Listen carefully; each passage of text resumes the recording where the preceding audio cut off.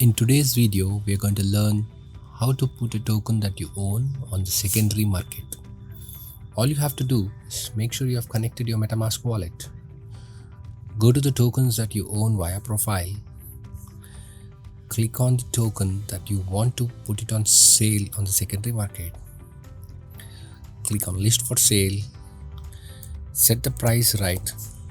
The below section will show you the breakdown of the price. Click on confirm.